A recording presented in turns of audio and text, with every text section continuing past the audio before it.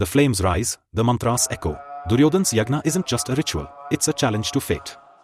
Will the gods grant him power, or will destiny strike back? Watch till the end to find out. Expand your vocabulary as you watch.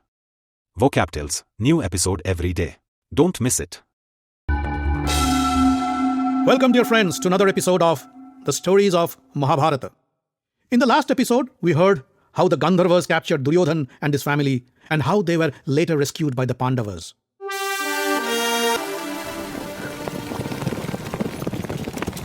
As the royal convoy trudged towards Hastinapur, Duryodhana sat still in his chariot with his head held low.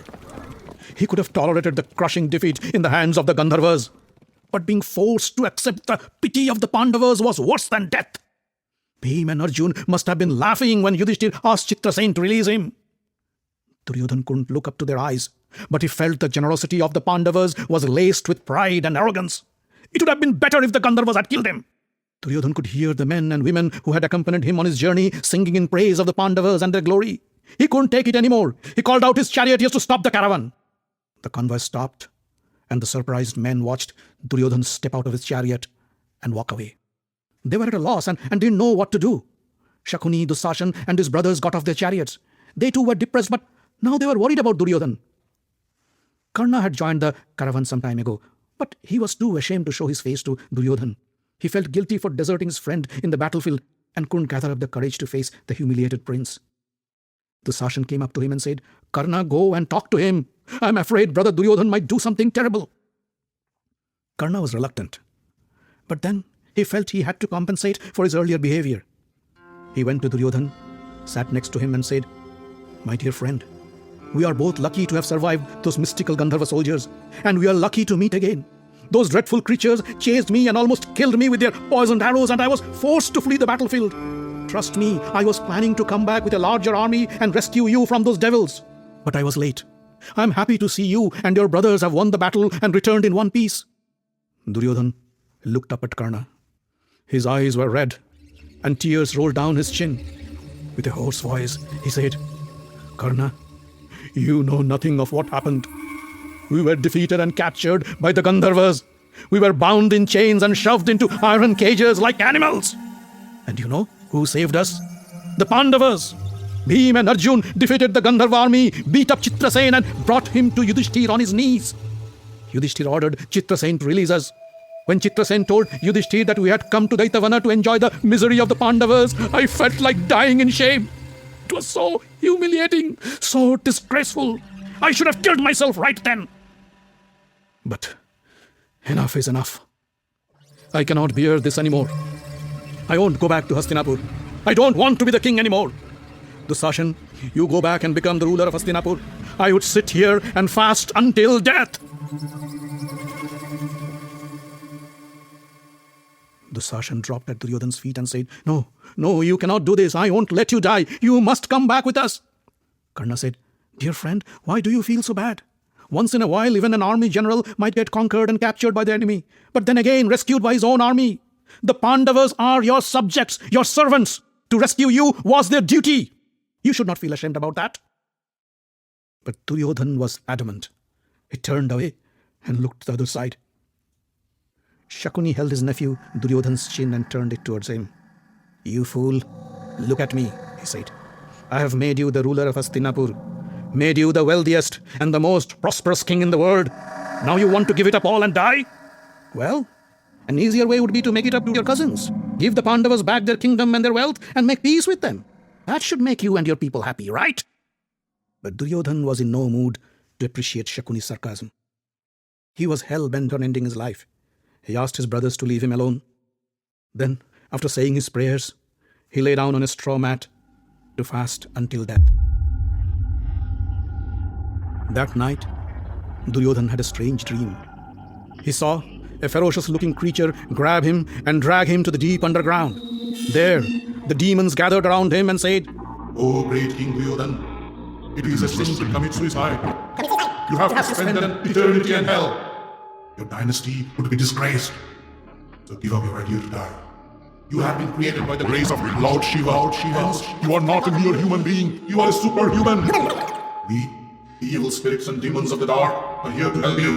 During the war, We will possess the bodies of Bhishma, Drona and Kripa and make them abandon their compassion for the Pandavas. They will become merciless and kill your enemies like flies.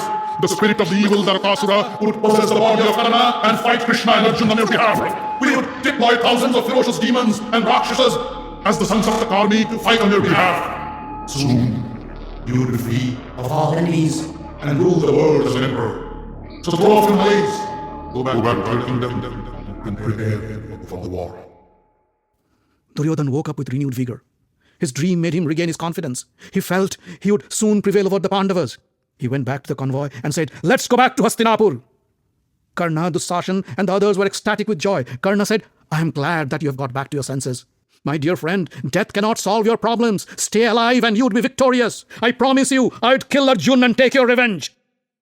Duryodhana smiled and mounted his chariot, and the convoy once again rolled towards Hastinapur. When Duryodhana and his entourage arrived in Hastinapur, Bhishma received them. Duryodhana bowed down to touch his feet. Bhishma picked him up and said, "Duryodhana, I had advised you not to go to the Daitavana forest. You ignored me and paid the price. Your friend, the mighty Karna, abandoned you and fled the battlefield. Without the Pandavas, you would have been dead by now. They rescued you and restored your honor. Now do you understand who's your real friend? It is still time. Give up your evil friends and make peace with the Pandavas."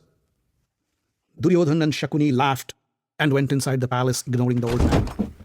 Bhishma looked at them, sighed at their ignorance, and muttered in a low voice, "You fool, you will never learn." After settling down in Hastinapur, Duryodhana called his trusted comrades, Karna, Shakuni and Dusashan, and said, "Friends, I decided, just like Yudhishthir, I'd also perform the Rajasuya fire sacrifice and declare myself the emperor. What do you think about that?" Karna was ecstatic. "My friend, you are the most deserving king to perform the Rajasuya. I will always be at your side and destroy any king who defies your claim to the emperorship." Shakuni said, "Well, the Rajasuya Yajna is no simple task. You remember? The Pandavas had to cross many hurdles to conduct the ceremony. You must consult your priests and your advisors." Dusashan fetched the chief priest of the palace. Duryodhana asked, "O priest, I wish to perform the Rajasuya. Tell me, what do I need to do?"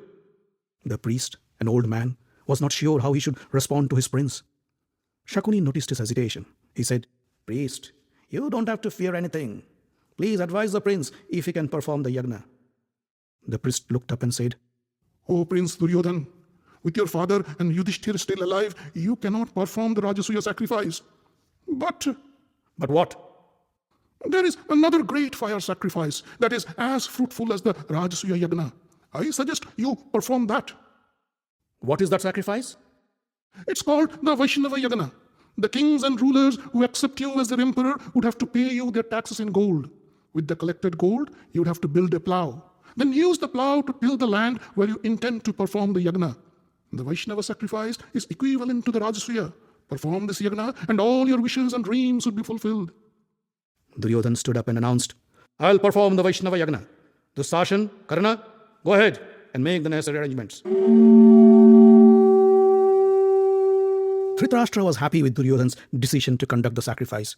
He ordered his ministers to spend generously for this great ceremony and not to spare any expense. With great pomp and grandeur, the Kauravas began their preparation for the Vaishnava Yagna. Messengers were sent to all the kings and Brahmins to invite them to Hastinapur palace to take part in the proceedings. Dusashan called the messenger and said, "Go to the forest of Daitavana and invite the Pandavas and his accompanying Brahmins. Tell them, Duryodhana is conducting the Vaishnava fire sacrifice, which is as glorious as the Rajasuya." The messenger went to the Pandava residence and conveyed the message.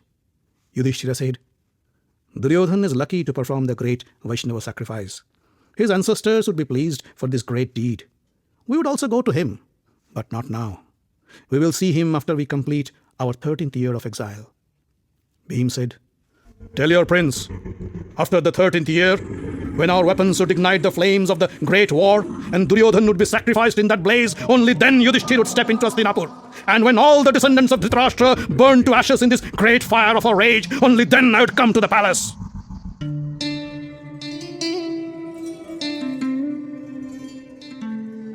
Duryodhana concluded his fire sacrifice without any unpleasant incident. But the event was not without its critics. Some fastidious king said, "Well, this ceremony was nothing compared to Yudhishthir's Rajasuya. Some Brahmins agreed. Not even close, they said. Duryodhana's friends tried to please their prince. They said, "This fire sacrifice of yours has surpassed all. We have seen nothing like this. You have shown the world that you are the best." But still, Duryodhana was not happy.